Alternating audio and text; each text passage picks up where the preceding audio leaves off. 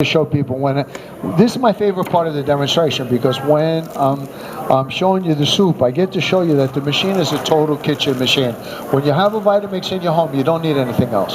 You can get rid of your juicer, your blender, your ice cream maker, your food processor. You have a big Craigslist day. You open up the cupboard, put everything on Craigslist. All right? So if you do any cooking, you do cook, so you know this already. You don't put an onion in a blender if you want to chop it up. But this is a Vitamix. So remember, I told you, the machine is not only the fastest, it's also the slowest. So if you put it on number one, you drop your onion in here and you chop it up, that gives you the biggest pieces. And if they're too big, you can turn it up and make it smaller. Make it any size you want. The higher the speed, the finer the particle. Now what happened to that onion once it chopped it up is it threw it on the side of the container. So if the phone rings, you get distracted, you come back to it, you didn't make an onion soup. The size you set it for, that's the size you're going to get. Now we're going to make a little coleslaw for you too on the way to making this soup. So when I make coleslaw, I want the carrots to be smaller than the cabbage. So the way I'm going to make that happen is I'm going to turn this up. We're going to do these carrots up on a higher speed. So it's not affecting the onion. The onion's already up on the side of the container. But watch what happens now. We'll do these carrots, chop them all up. Yeah, they're going to be smaller because the speed is higher. And then we're going to put it back down again, and now we're going to do the cabbage. Now, do you have a food processor at home? I do. Okay, you know how when you use your food processor, how on the outside of the blade everything gets kind of mushy, right? It's one of the reasons why, by the way, if you ever watch cooking shows on TV, that you never see a professional chef use a food processor for chopping, because there's no way to control the size of the particle. You get all of that mush. But in a Vitamix over here, you're not going to get any mush. You're going to have a nice uniform particle here, and we'll show you what this looks like in a second.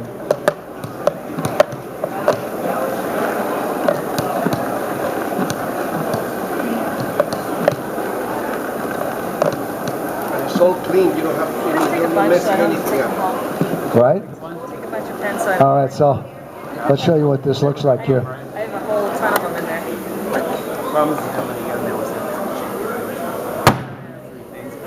There's your coleslaw. All right? Now watch this here. You see you have different sizes. The cabbage is one size, the carrot is another size. But here's the important part. Look at this. No liquid. You didn't make any mush. All right? So we're going to use this in the soup. I'm going to put it back in here.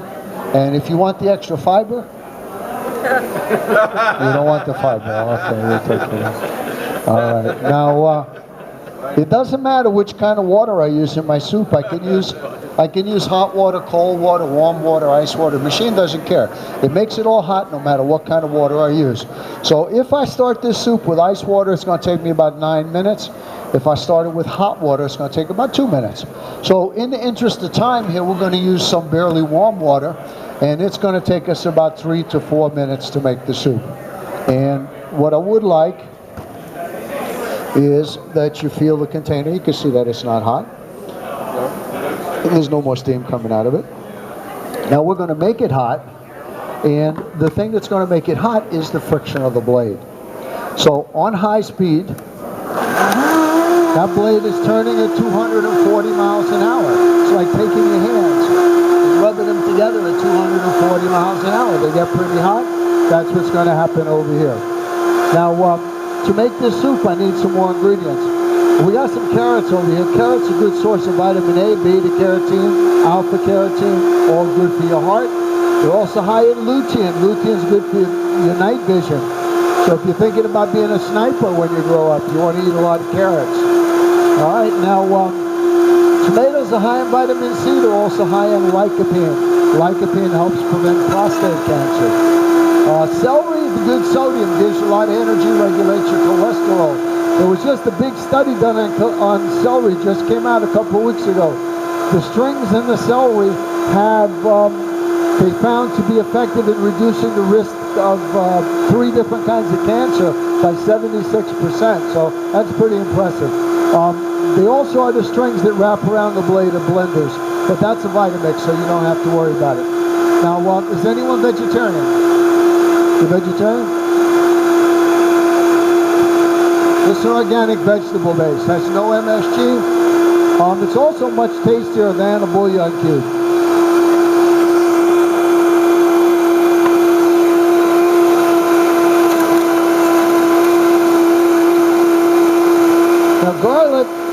wonderful antioxidant. It's also a natural antibiotic. It's also naturally antisocial, so don't put too much. And these are the spices I use. Now this is Mrs. Dash. It's a Southwest Chipotle flavor. Has no salt and no MSG. This is the East Coast. So over here, you only get about a quarter of a teaspoon. If you live out west, you have a whole cap full. It's okay.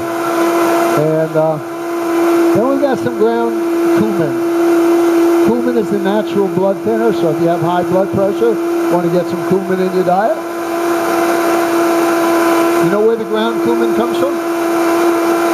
Well, this one here came from Publix. Now that's my broth. Once that broth is finished, what I need to do now is add more things to the soup to give it the texture, to make it a hearty soup. So we call it must-go soup. What you do is you open up your refrigerator, whatever must go in the soup. Anybody want any more of these? So last night's rice, you got a baked potato, any kind of meat, fish, or chicken if it's cooked, and any kind of vegetables. And what we're going to do then is we're going to put the machine back on variable speed, turn it all the way down to number 1, and just stir in the other ingredients. And here's what you want to remember. When this is on high, it's only high. So this doesn't do anything at all when it's on high. Remember to put it down. Otherwise, everything goes in the broth, and then you're back over here telling me that your soup doesn't taste like mine, and we don't want that to happen. So you got to follow directions, make your soup like I say, then it should taste just like mine.